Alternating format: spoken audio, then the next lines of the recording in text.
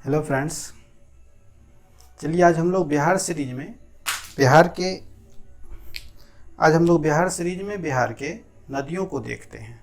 हम लोग जानते हैं कि नदियां मानव जीवन में एक महत्वपूर्ण योगदान नदियों का होता है और हम लोग जानते हैं कि नदियां आज तक जितनी भी सभ्यताएं विकसित हुई है वो नदी के तट पे ही, नदी किनारे ही विकसित हुई है। इसका कारण ये है कि नदियां मानव के जीवन में जीने के लिए जो जल होता है उसको प्रदान करती है, कृषि योग्य भूमि के लिए उर्वर भूमि प्रदान करती है, सिंचाई के लिए जल प्रदान करती है और भी बहुत सारे कारण हैं जिसके कारण नदियों के किनारे ही मानव जीवन का विकास, मानव सभ्यता का विकास हुआ।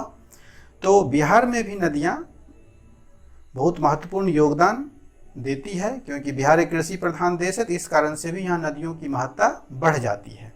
ठीक है, और बिहार तो वैसे भी बिहार में बहुत सारी छोटी बड़ी नदियाँ हैं, तो इसलिए बिहार की भी महत्ता नदियों के लिए बहुत अधिक बढ़ जाती है। इससे एग्जाम्स में भी बहुत सारे क्वेश्चंस पूछे जाते हैं। तो चलिए हम लोग इसको एक एक करके देखते हैं कौन कौन सी नदियाँ हैं, वो कौन सी नदियाँ का, सभी नदियों का उद्गम क्या है और उसका मुहाना क्या है। तो चलिए इसको शुरू करते हैं हम लोग। इसमें हम लोग सबसे पहले देखें, हम लोग जानते हैं कि बिहार एक आयताकार भूखंड है और उसके बीचों बीच गंगा नदी बहती है। तो जैसे भारत की प्रमुख नदी गंगा है, उसी प्रकार से बिहार की भी प्रमुख नदी गंगा, और जितनी भी बिहार की, चाहे उत्तर बिहार की हो या दक्षिण बिहार की हो, सभी नदियाँ गंगा में ही जाके मिलती है। ठीक है, और अगर गंगा की बात करें तो गंगा का टोटल लंबाई जो भारत में करें तो 2525 किलोमीटर टोटल लंबाई है, जिसमें अगर बिहार में गंगा की लंबाई की बात करें तो बिहार में 445 किलोमीटर गंगा की लंबाई। और इसके अगर जलग्रहण क्षेत्र का बात करें तो बिहार में गंगा के जलग्रहण का क्षेत्र 16,165 वर्ग किलोमीटर में है।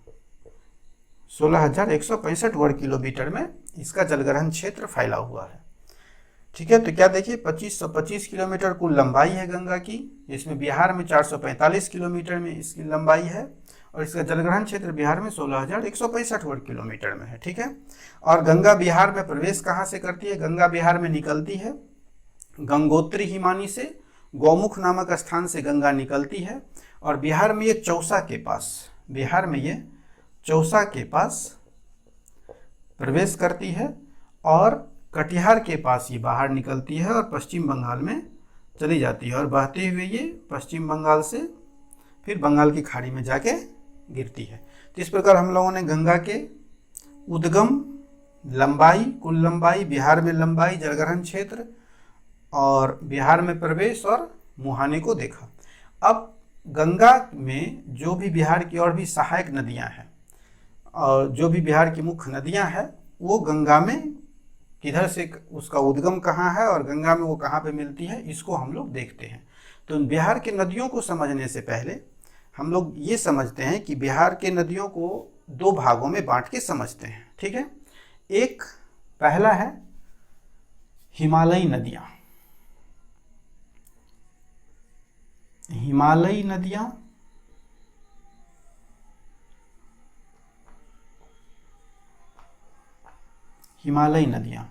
और दूसरा प्रायद्वीपीय नदियाँ या पठारी नदियाँ।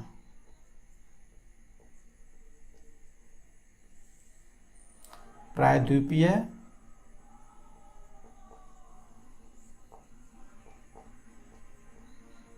या पठारी नदियाँ कह सकते हैं। ठीक है, हिमालयी नदियाँ ऐसी नदियाँ हैं जो जिसमें वर्ष भर जल प्रवाहित होती है और ये वर्ष भर जल इसमें विद्यमान रहता है। लेकिन प्रायद्वीपीय नदियाँ जो है, ये इसे बरसाती नदियाँ कहा जाता है क्योंकि बरसात से पूर्व या बरसात से पहले ये तो ये सूख जाती है या अल्प मात्रा में, इसमें थोड़ी सी मात्रा में इसमें जल रहता है, लेकिन बरसात के समय में इसमें जल पानी रहता है और ये प्रवाहित होती है।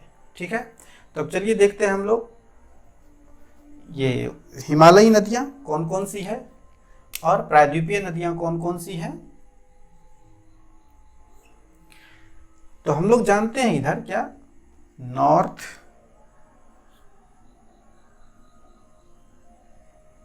South, east, waste.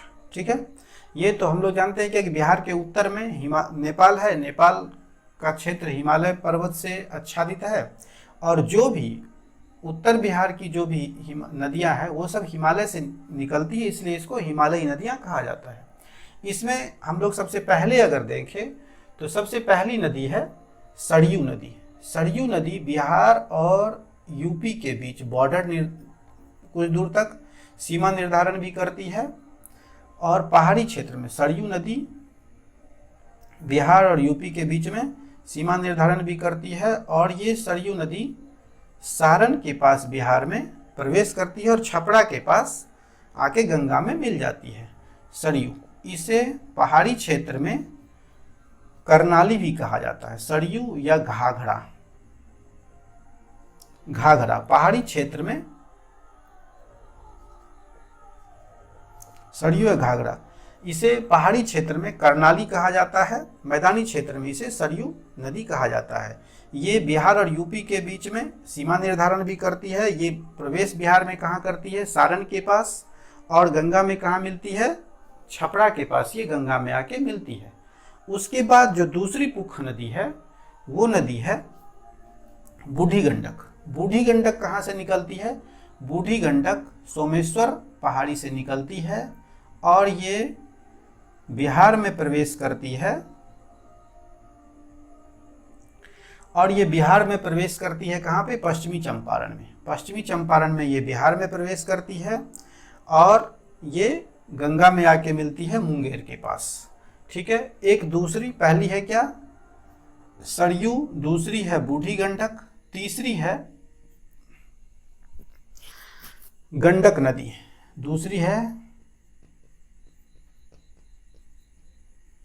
बूढ़ी गंडक, तीसरी है गंडक। गंडक नदी कहाँ से निकलती है? गंडक नदी नेपाल के उत्तरी सीमा और तिब्बत के अन्नपूर्णा पहाड़ी के मानगमोट और कुतांग पर्वत से निकलती है और ये बिहार में ये वाल्मीकि नगर, ये बिहार में वाल्मीकि नगर में प्रवेश करती है। बिहार में वाल्मीकि नगर में प्रवेश करती है और ये पटना और दानापुर के बीच पहलेजा घाट के पास आके गंगा में, पटना और दानापुर के बीच पहलेजा घाट के पास गंगा में आके मिल जाती है ये। ठीक है, जितनी भी नदियां हैं वो सभी गंगा में ही मिलती है। ठीक है, तो पहलेजा घाट के पास कहाँ मिलती है? ये कहाँ से बिहार में प्रवेश करती है? वाल्मीकि नगर से। ये इसका उद्गम कहाँ से होता है? नेपाल के उत्तरी सीमा और तिब्बत के अन्नपूर्णा पहाड़ी में मानगमोट और कुतांग पर्वत से निकलती है, वाल्मीकि नगर में बिहार में प्रवेश करती है और ये पटना और दानापुर के बीच, पटना और सोनपुर के बीच पहलेजा घाट के पास आके ये गंगा में मिलती है। एक और नदी है जिसका नाम है बागमती। बागमती नदी कोसी की सहायक नदी है और ये महाभारत श्रेणी से निकलती, नेपाल के महाभारत श्रेणी से निकलती है और ये कोसी में आके मिलती है। एक नदी है कमला, ये भी कोसी की सहायक नदी है, ये भी आके कोसी में मिलती है। इसके बाद हम लोग गंडक नदी में एक चीज देखिए, गंडक नदी को एग्जाम में पूछता है ये चीज कि सदानीरा भी कहा जाता है।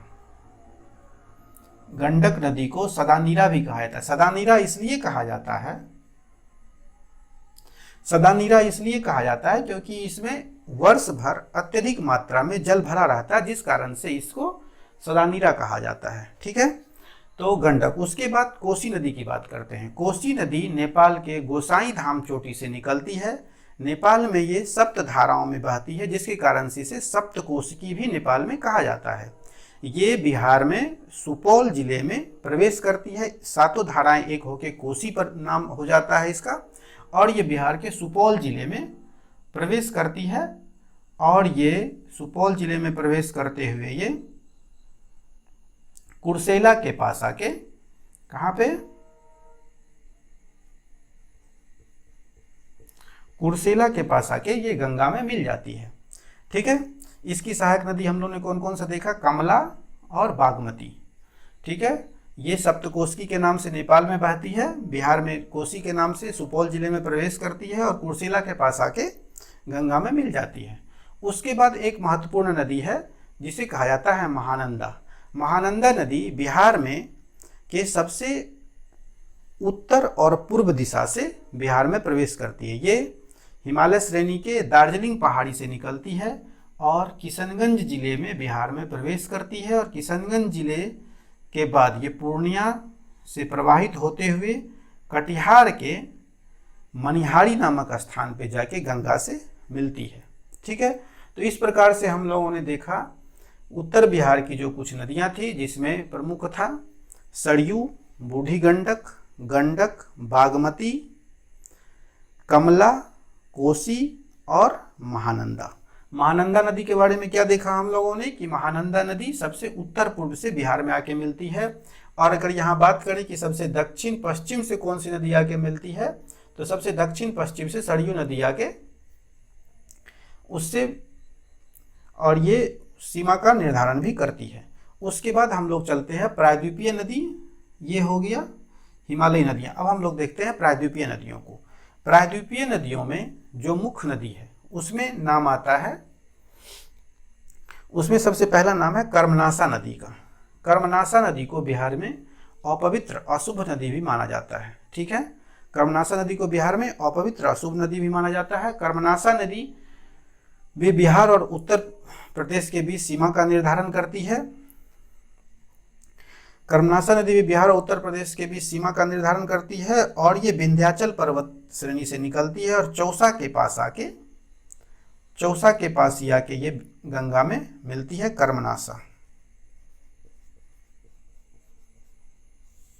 कर्मनासा नदी। ठीक है, उसके बाद दक्षिण बिहार की जो सबसे महत्वपूर्ण नदी है वो है सोन नदी।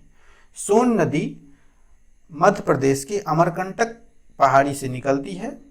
मैकाल श्रेणी की पहाड़ी है ये, इससे मध्य प्रदेश के अमरकंटक पहाड़ी क्षेत्र से निकलती है सोन नदी और ये पटना से पश्चिम दानापुर के पास गंगा में मिलती है। सोन नदी कहाँ से निकलती है, एमपी के अमरकंटक पहाड़ी से निकलती है और ये पटना के पास से पश्चिम दानापुर के पास ये गंगा में मिलती है। उसके बाद जो दक्षिण बिहार की मुख्य नदी है वो है कौन सा, पुनपुन। पुनपुन नदी एमपी में के मध्य प्रदेश के पठार से निकलती है और ये औरंगाबाद जिले में बिहार में प्रवेश करती है और फतुहा के पास जाके गंगा में मिलती है। ठीक है, उसके बाद है फल्गु। फल्गु नदी को बिहार में निरंजना के नाम से भी जाना जाता है। फल्गु नदी का महत्व इसलिए और ज़्यादा है कि हम लोग जानते हैं गौतम बुद्ध को कहाँ पे ज्ञान की प्राप्ति हुई थी, फल्गु नदी के तट पे, निरंजना जिसे कहा जाता है। ठीक है, फल्गु नदी बिहार में गया के पास प्रवेश करती है। बिहार में यहाँ गया के पास फल्गु नदी प्रवेश करती है, पठार से निकलती है फल्गु नदी, गया के पास प्रवेश करती है और ये गंगा में आके मिल जाती है। ठीक है, तो इस प्रकार से अच्छा, सोन नदी के बारे में एक चीज़ है कि सोन नदी का नाम सोन क्यों पड़ा। कहा जाता है कि इसमें इसके बालू के कण में सोने के कण भी विद्यमान रहते हैं, जिस कारण से इसका नाम सोन पड़ा। ठीक है, इस प्रकार से हम लोगों ने दक्षिण बिहार का देखा, कर्मनासा, सोन, पुनपुन और फल्गु नदी, ये प्रमुख नदियाँ। इसके अलावे और भी छोटी नदियाँ हैं जिसको हम लोग अभी आगे एक डाटा में देखेंगे और उनसे कौन कौन सी नदी, एक यहाँ पे सकड़ी नदी भी है, ये भी दक्षिण बिहार की नदी है जो गंगा में आके मिलती है। ठीक है, तो इस प्रकार से हम लोगों ने बिहार की प्रमुख नदियों के बारे में देखा। अब इसको हम लोग एक डाटा के थ्रू देखते हैं और समझते हैं और इसमें देखते हैं कि कुछ नदियां हैं जिससे कि गंडक नदी से त्रिवेणी नहर निकाला गया है, जिसे सिंचाई का सोन नहर से डेहरी के पास डैम बना के सबसे प्रथम नहर बना के डेहरी के पास बनाया गया था 1874 से 76 के बीच में, जिससे दो नहर निकाला गया, एक पूर्व की तरफ और एक पश्चिम की तरफ, जिससे इधर सिंचाई की व्यवस्था की जाती है। सिंचाई के लिए कोसी नदी भी बहुत सारी परियोजनाएं हैं। तो इसको हम लोग चलिए एक डाटा के थ्रू देखते हैं, ठीक है। तो चलिए डाटा के थ्रू इसको देखने का कोशिश करते हैं। और देखिए हम लोग यहाँ देखते हैं गंगा नदी। गंगा नदी का उद्गम कहाँ है? गंगोत्री उत्तराखंड से, और ये मिलती है, इसका मुहाना कहाँ पे है? बंगाल की खाड़ी में। गंगा नदी का उद्गम कहाँ है? उत्तराखंड, और ये इसका मुहाना बंगाल की खाड़ी में। उसके बाद सरयू या घाघरा नदी,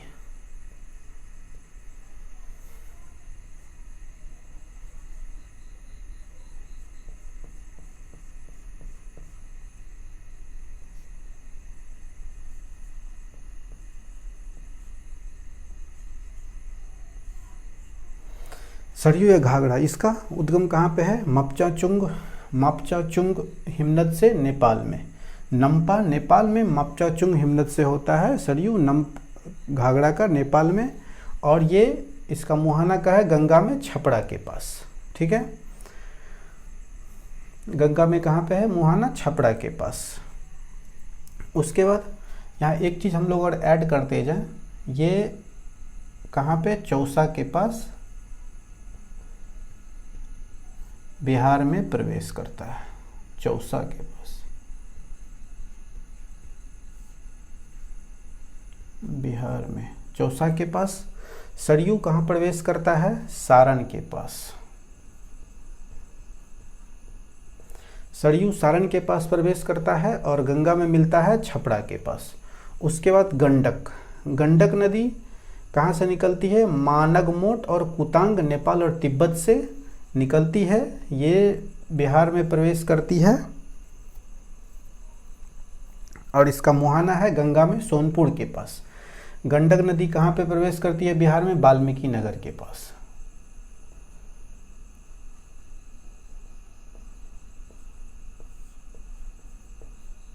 वाल्मीकि नगर के पास गंगा बिहार में प्रवेश करती है, और सोनपुर में पहलेजा घाट के पास ये गंगा में मिलती है। गंडक नदी मानककोट और कुतांग से निकलती है, वाल्मीकि नगर में बिहार में प्रवेश करती है, और सोनपुर में गंगा में मिलती है, सोनपुर में।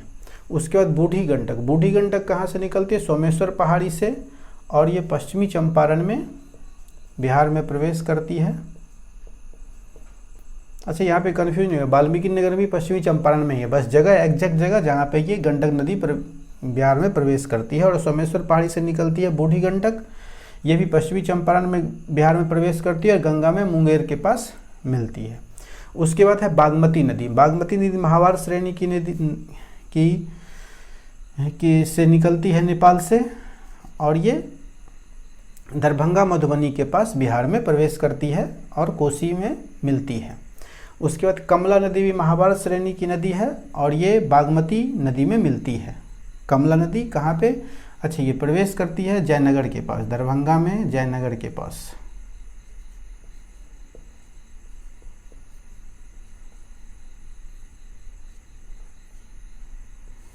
जयनगर के पास बिहार में प्रवेश करती है और बागमती में मिलती है कमला। फिर कोसी नदी गोसाई धाम नेपाल से निकलती है, बिहार के ये सुपौल में प्रवेश करती है बिहार में,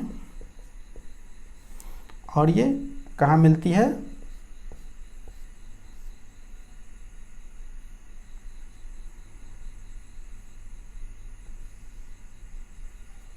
सुपौल में प्रवेश करती है, और ये गंगा में कुर्सेला के पास मिलती है।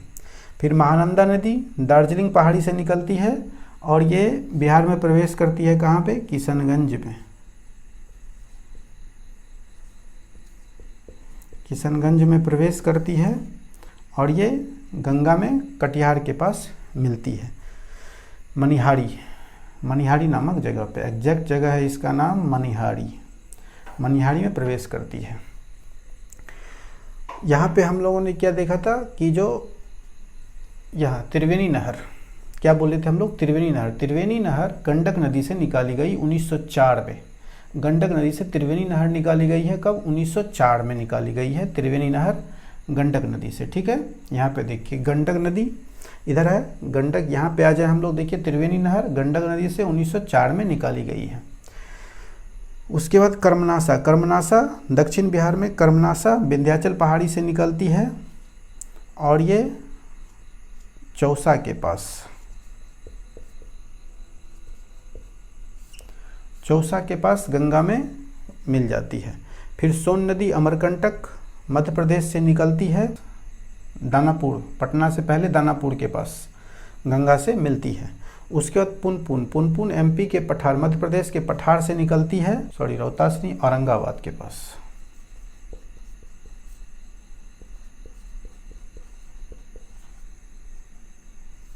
औरंगाबाद के पास बिहार में प्रवेश करती है और फतुहा के पास गंगा में मिलती है। उसके बाद फल्गु, फल्गु उत्तरी छोटा नागपुर से निकलती है और ये गया, गया के पास ये बिहार में प्रवेश करती है और गंगा में मिलती है। सोन नदी कहाँ पे सोन नदी रोहतास के पास, रोहतास में बिहार में प्रवेश करती है। सोन नदी रोहतास में बिहार में प्रवेश करती है। तो इस प्रकार से हम लोगों ने देखा सोन नदी कहाँ गंगा नदी गंगोत्री से निकलती है, बंगाल की खाड़ी मिलती है, चौसा में बिहार में प्रवेश करती है। सरयू, घाघरा, नम्पा नेपाल, मपचाचुंग हिमानी से निकलती है, सारण में बिहार में प्रवेश करती है और छपरा के पास गंगा में मिलती है। गंडक नदी मानगमोट या कुतांग से निकलती है, वाल्मीकि नगर में बिहार में प्रवेश करती है और गंगा में मिलती है। यहाँ पे गंडक नदी से कौन सा त्रिवेणी नहर निकाला गया है। उसके बाद सोन नदी से, यहाँ पे देखिए सोन नदी से 1874 में बिहार की पहली परियोजना डेहरी नामक स्थान पे डैम बना के पूर्वी सोन नहर, सोन से 2 नहरें निकाली गई थी, पूर्वी सोन नहर और पश्चिमी सोन नहर नाम 2 नहर निकाला गया था। उसके बाद ढाका और त्यूर नहर, गंडक की सहायक नदी लालवाकिया और त्यूर नदी से निकाला गया है। गंडक की सहायक नदी लालवाकिया और त्यूर गंडक की 2 सहायक नदी है, जिससे ढाका और त्यूर नहर निकाला गया है। उसके बाद कमला से कमला नहर निकाला गया है। इसके अलावा और भी बहुत सारी परियोजनाएं हैं जो अभी वर्तमान समय में चालू की गई है और पीछे भी है बहुत सारी परियोजना, जैसे कि कोसी पे परियोजना बना के 2 नहर कोसी से भी निकाला गया, पूर्वी कोसी नहर और पश्चिमी कोसी नहर।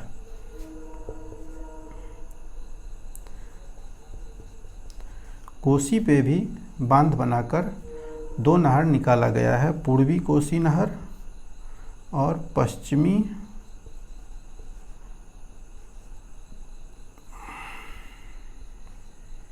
कोसी नहर। ठीक है, तो इस प्रकार से हम लोगों ने बिहार की नदियों को देखा, उस पे चलने वाले कुछ परियोजनाओं को देखा, उससे किस किस नदी से कौन कौन सी नहरें निकाली गई है उसको देखा, कौन सी नदी किस तरफ से बिहार में प्रवेश करती है कि और कहाँ पे मिलती है, उस मुहाने को हम लोगों ने देखा। तो दोस्तों इस प्रकार से हम लोगों ने आज बिहार के नदियों को देखा है। आगे हम लोग देखेंगे इसके दूसरे बिहार सीरीज के दूसरे पार्ट को देखेंगे। तब तक के लिए धन्यवाद। चैनल को सब्सक्राइब कीजिए, लाइक कीजिए और शेयर कीजिए।